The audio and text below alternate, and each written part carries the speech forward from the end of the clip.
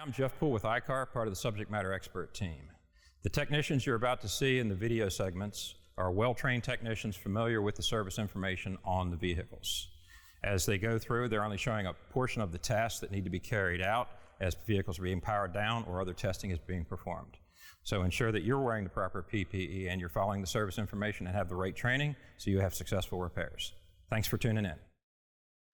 Hello everybody, my name is Neil Speakins with ICAR, and I'm the manager of ADAS and EV training. Today, I would like to explain to you the difference between a multimeter versus a milliohm meter. In an electrical vehicle, we have equipotential bonding cables that connect all the high voltage components to each other for your and my safety.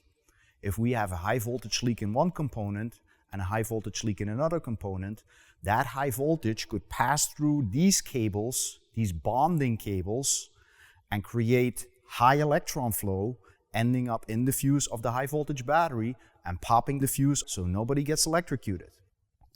So to verify, after we disassemble the high voltage component and put it back inside the vehicle, we need to verify that these cables are connected to the components with milliohms of resistance.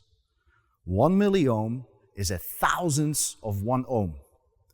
If I am going to check with a regular multimeter if my high voltage components are connected, and I do my measures here, I measure a tenth of an ohm, 0.1 ohm, on 2 meters of cable. If I measure it on a meter of cable, I have the same measurement. I have the same measurement, I have the same measurement. My multimeter is physically not capable of measuring in the milliohm range. So you need a special tool that is actually a 4-wire measurement where one cable out here sends out a minimum of 200 milliamps and a maximum of 1 amp, and then by measuring through the other cables a voltage drop, the tool will calculate the resistance.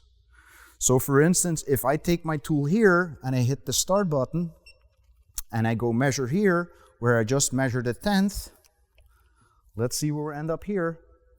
I got 2.052 milliohms. That's a thousandth of an ohm. Remember on the multimeter, I just had a tenth. So it is tremendously important that these components are connected in the milliohm range so those electrons can flow over that instead of over us. Multimeter cannot do it. I need a milliohm meter. Thank you very much.